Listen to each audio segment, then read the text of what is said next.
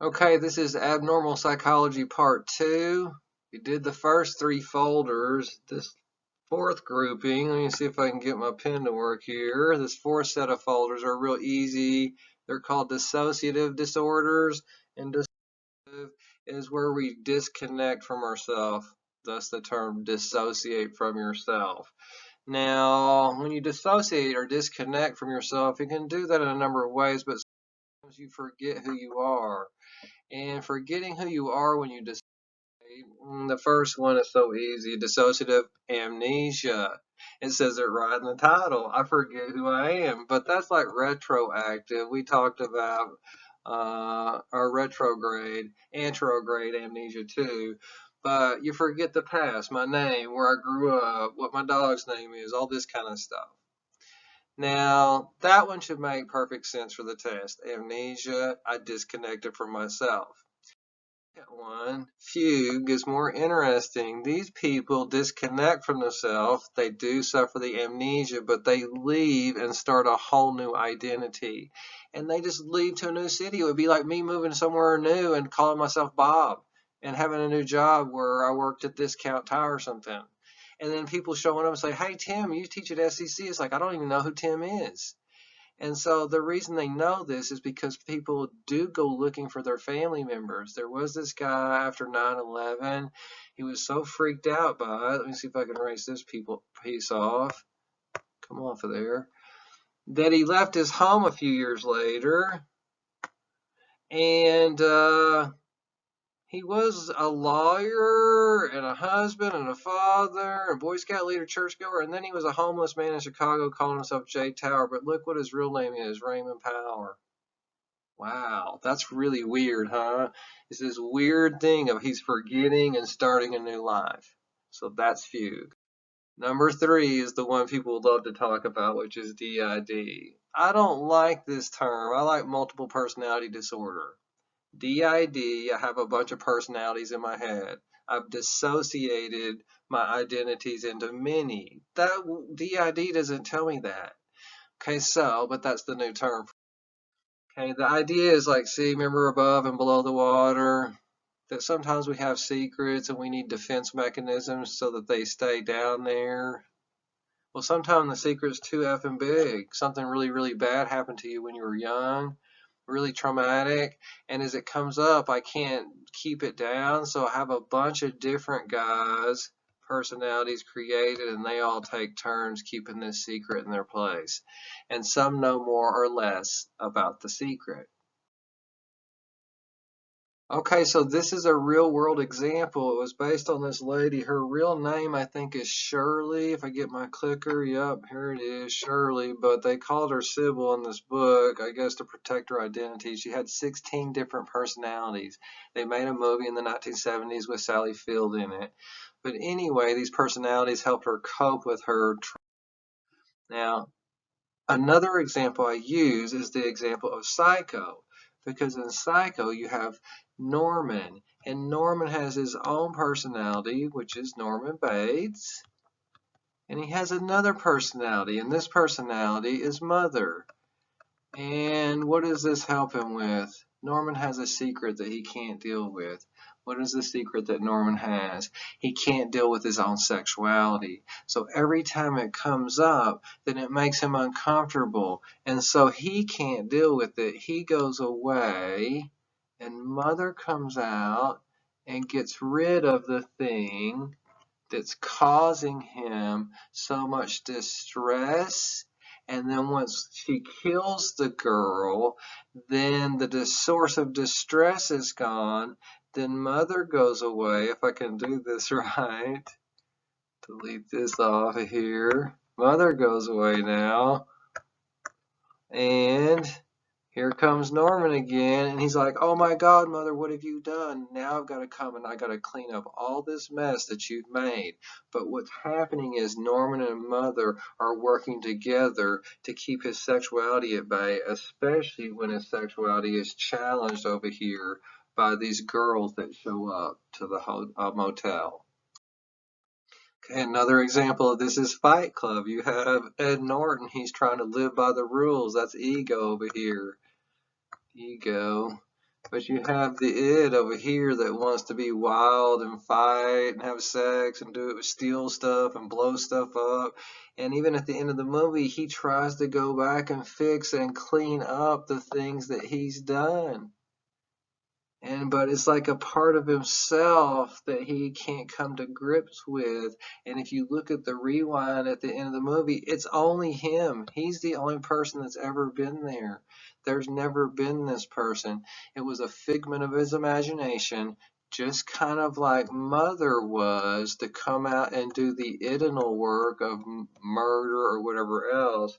And over here, you have the ego, which kind of like was Norman in the previous example. Now the last example of multiple personality is Split. It's not showing up on here. And Split, James McAvoy, it goes on to the movie Glass. You see the different personalities he has to break into to help him cope with who he is. Okay, so this is the last category for abnormal. Let me make sure I do the pin right. Number 5, 5th category. And so on this last category, they're called personality disorders. Why? Well, it's because some feature that's normally acceptable gets way out of whack. Like here's the norm, if you remember me showing this, and then you can be on the extreme. For instance, shyness, here's the norm right here in the middle. Why? Because it's the average. But if I get too extreme here or here, it's like, well, when do we consider it a disorder? And we could get into an argument about that. But the first one that we're going to talk is called narcissistic personality disorder, named after Narcissus right here. And Narcissus was in love with himself. Now, we got a lot of people in our society and right here in Scottsdale, Arizona, that are in love with themselves. But we're talking about extreme preoccupation with self, and also that you use other people. You're a user. Why? Because you think you're a bigger shot than you really are. So that you use other people. So later on, when I talk about the 5th disorder in this category, I'll bring this one back in. Why? Because, I don't know, I'm fascinated with people who have this disorder, especially serial killers in this movie, The Cell. I don't know if you can see it over here. Then Vincent D'Onofrio, in his own mind, was grandiose. He thought of himself as a god. And then what he would do is he would have his victims like all sitting around, and they were like puppets on a string, and these were the girls he had murdered, and he was just using them for entertainment. And it reminds me of John Wayne Gacy. When they asked him, why did he murder all those boys? He says, I was just taking out the trash. It's this objectification of other people. They're just there to be used for your entertainment. Okay, so the extreme narcissists, I have these quotes I got in, but it's like they say the opposite of the thing they said. It makes me mad. They're lying, and then when you say that they're lying, they say you're lying. This leads into gaslighting. If you haven't been gaslighted, I don't know what to tell you. This is when someone does something. Let's say they steal $5 from you. And then when you confront them about it, they say that you imagined the whole thing and they can't believe that you would ever bring it up. So narcissists are always doing this stuff. It's like, what do you mean? I saw you do it, and you're going to tell me you didn't do it, and then I should apologize to you because I made the whole thing up. It's like you made the whole thing up. Oh my God, don't get me started on gaslighting. But you can see how much it puts a bee in my bonnet. Okay, so the second one, histrionic. That should sound like the word hysterical if I can write more neatly. Hysterical. I kind of did. It's hard to write with this pen. It should sound a little bit like that. We'll see if this other pen helps me out a little bit more. But anyway, it comes from this root hystera. And hystera means womb. That's weird. What the idea is that women get hysterical back in the day. And I don't know why this came out of this, but that women get excessively emotional and that women make mountains out of molehills. Well, you're talking to a hysterical guy right here. So, but this histrionic is feminized. And I don't know. I'm just always interested in the origin.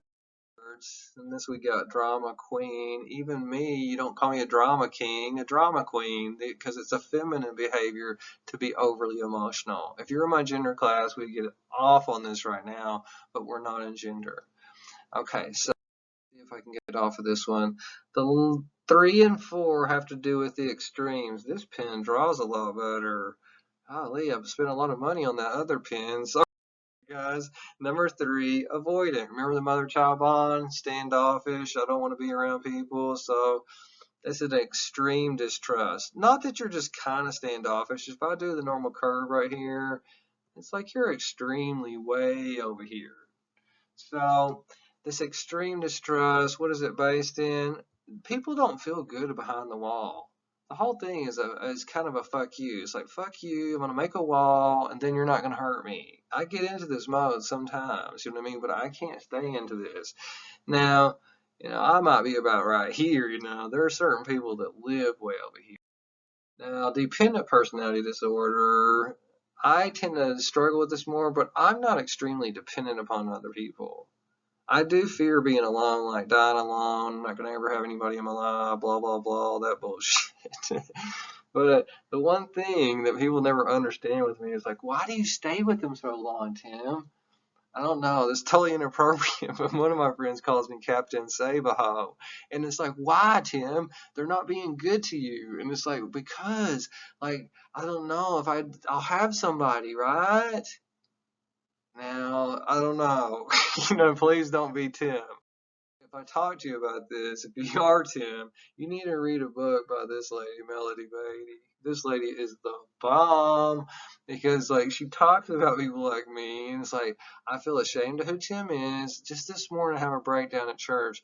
I have always trying to prove, like, look, I'm good. I'm good. Will you be with me? You know what I mean? Stay in relationships that don't work. Tolerate abuse. I feel responsible. All this bullshit that I do way down here is like, God damn, I can't believe I do that. But that's the disorder I tend to struggle. Dang, I'm glad I started using this pen. Okay. Reacting, responding to everyone. When you set a boundary, people might get angry. I lost a lot of friends. But then, I don't know. Then they're going to try to gaslight you into going back to your old role. Get off of this. I have this final thing. It's for Tim. Tim, listen. This is for Tim. I don't know if that's true or not, but this is Melody Beatty. Okay, last one and we're done. Hopefully I'm doing okay. I feel so much better I'm using this pen. So, antisocial personality disorder. Antisocial doesn't mean I stay away from people. What it means is I do bad things to people. So I'm going to violate you. I'm a perpetrator. And I don't care about perpetrating your ass. I'm going to pretend like I'm your friend while I'm taking advantage of you. That's why it goes back to the narcissistic users. Oh, I hate users. And then they gaslight your ass on top of that. So these people are extremely parasympathetic, which means they have low energy. Unlike the neurotic, they're like, that's why I talk about serial killers and sociopaths, like they cold-blooded killer, right? Nothing like moves the meter. They can be chopping up bodies and watching TV at the same time. Now, the Jekyll and Hyde syndrome comes into this charming part right here because sometimes, sorry I'm drawing so much, they're known as a wolf in sheep's clothing. And so here they are, they have to conceal their identity so they can sneak up on you, pretend like they're your friend, and take advantage. Okay, so that's why psychopath, I like the old word, sociopath. It just makes sense. They're a disease on society. They don't care about other people. They're going to do bad. It doesn't mean they have to kill people. They could just rip people off. Like all these stupid phone scams and internet scams. Those are sociopaths that are doing that. Okay, so I usually talk about this guy, the Iceman, the hitman for the Gotti family. There's a movie about him, but during class I go into detail about how he talked about how being a sociopath is the perfect qualification or prereq for being a hitman. But I also talk a lot in class about serial killers. I'm sorry, I love talking about serial killers. I wish I taught a class. And if you think about serial killers, all this talk about Freud, the id is right because they're about sex and violence. And usually people keep the tiger in the cage because we're scared of the popo. So we're not like a serial killer. And if we're not scared of the popo, we're scared of Big Daddy in the sky. So one of these two things is going to scare us into being a kitty cat. But for a serial killer, they don't got no superego. This thing up here don't exist. They know all about the police. That's why they fuck with the police right over here. But they're just going to they're going to take the tiger out of the cage. When the cops aren't around, as soon as these guys go away, bam, here comes the tiger, and they ain't going to feel guilty about it at all. Now, if you think about the tiger, it's eros and thanatos, sex and violence. This is why I believe in Freud. If you want to see what a tiger is, look at a serial. Here's Richard Ramirez, the Night Stalker. I mean, he carved right here a pentagram into his hand and walked into court with his bloody pentagram and is flashing it to the judge like, "What's up, brother?" And it's like, so he is the devil, the entity.